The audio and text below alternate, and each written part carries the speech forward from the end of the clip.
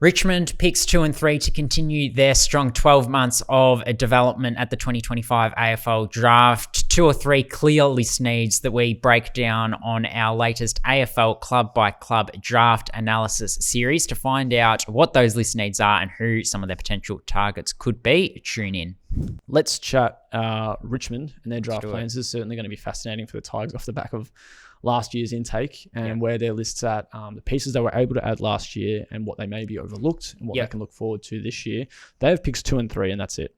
So 4,659 points from just 2 selections, but it is 2 of the first 3 selections. It might bump down to third and 4, depending on West Coast's potential free agency compensation for Oscar Allen if he leaves.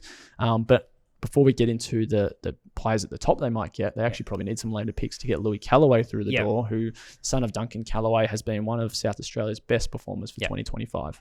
Yeah, and is that sort of silky midfielder. You talked about how good he was in that game. I had him in my under-16s All-Australian team, the Sample under-18s game that I referenced there, Central District versus Sturt. He just performs at any level that he plays at, and a good ball user, has composure and toughness, and probably starts his career as a half forward, graduates into the midfield eventually. But for me, there's 2 glaring list needs from a Richmond point of view. They need a small forward and they need some outside run. So they've got Jacob Hopper, they've got Tim Taranto, they got Sam Lawler and Josh Smiley last year. So that big-bodied midfielder is covered for the next 2 or 3 years when you're looking at Tim Taranto and Jacob Hopper carrying the load as Richmond rebound. And then in the medium to longer term future, you'd have a lot of faith in Sam Lawler based on what we've seen. A bit of a shame we might not even get to see Josh Smiley this year as a result of those persistent injuries. But you'd back what you saw in under 18s and the list manager's decisions that he will come on. But what they probably lack to some degree is that outside run. So Taj Houghton, to me, will go into that midfield at some stage in his career and provide that firepower and spark, but he's more of your 10, 15 minute in the Shea Bolton. Exactly, in the midfield, and then is that front half firepower sort of a player. But in terms of more of your first receiver to complement the larger bodies, I think they do need that, because you look at a team like the Western Bulldogs, and I know the Western Bulldogs are currently 2 games outside the top 8, so it's probably not a good one to look at. But I think the way they've reinvented the midfield is the way more and more teams are going to look to do it. And a player that comes to mind if they were to get a medium or later selection is certainly that outside running sort of a player. So, I mean, I've referenced him in relation to a few clubs, but like a Blakewood, Sean Benier, if you went a bit later, and if you went a bit earlier, then you've clearly got your Willem Dersmers and your Sam Grills as options. So I think Dersmer and Grill, if you're going to hold on to the picks that they've got, but they also need a small forward, so one of a Lockie Doveston type, or if you're looking a bit later, then your Taylor Byrne or your Zane Piker or your Hudson Walker, who isn't getting enough attention as a West Australian. Yeah, there's a few options for the Tigers. So when we did the mock draft last week, CDT pick 2 and Sam Grill at pick 3, who you mentioned. But obviously when we factor in that second selection, a big part of West Coast draft plans is probably avoiding CDT for the fact that they only have that one selection, and then that was why you took him, given that Richmond do have some variability with 2 picks. So if West Coast have 2, they could take a Dersmer and a Duff Tytler. And then that might leave Richmond with Sam Grill type, Josh Lindsay type. There'll be a little bit for them to work with. But what do they do do they try and split that second selection? I think there was a couple of people in our mock draft comment section that said, wouldn't mind seeing the Tigers split that. Does a Lockie Doveston, is that he's going to be worth kind of that split in that third selection, which probably ends up being pick 4. They're trying to get 2 later picks. We know Gold Coast might be trying to move their way up the draft order somehow.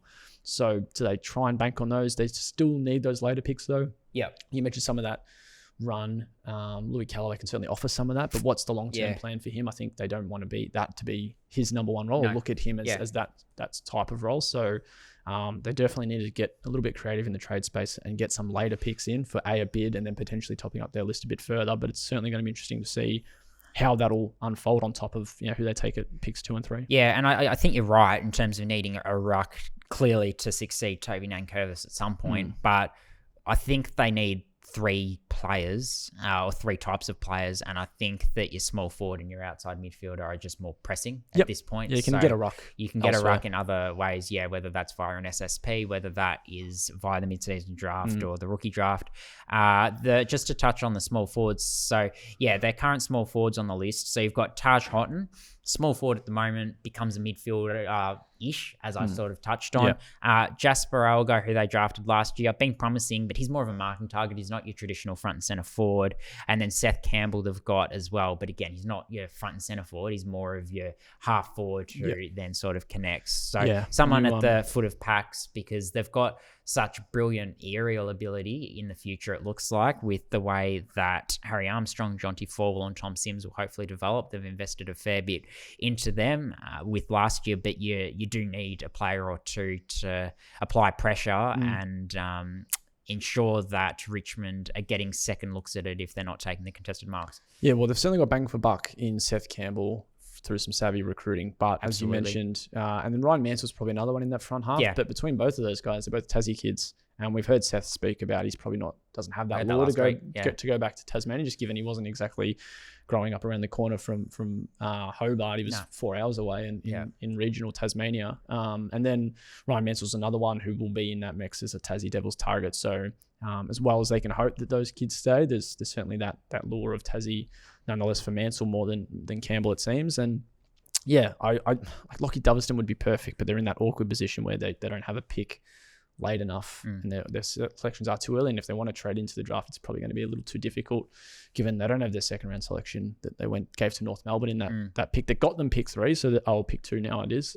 So there's going to be a little bit of a game for them to work out this draft, even though they've got 2 top picks. Ultimately, I'd be looking at taking with your first pick one of those outside fleet of foot midfielders, and then splitting that second pick that they've got, which is currently pick 3, knowing that you can probably get back to a pick 8 to a pick 10, depending how Lockie Doverston finishes the season, mind you, as well, and get Lockie Doverston, and then also maybe get either a later pick to address another list need or help you match points for Louis Callaway. So that's the way I'd look at it from a Richmond point of view. So looking at like Essendon could be one. Like, Brett Scott's spoken a bit about how he's probably looking more to picks than players at the moment, but if they wanted to really get up the draft board, come draft night, if there's a prospect they liked at 3 overall, then 5 and 6 are there.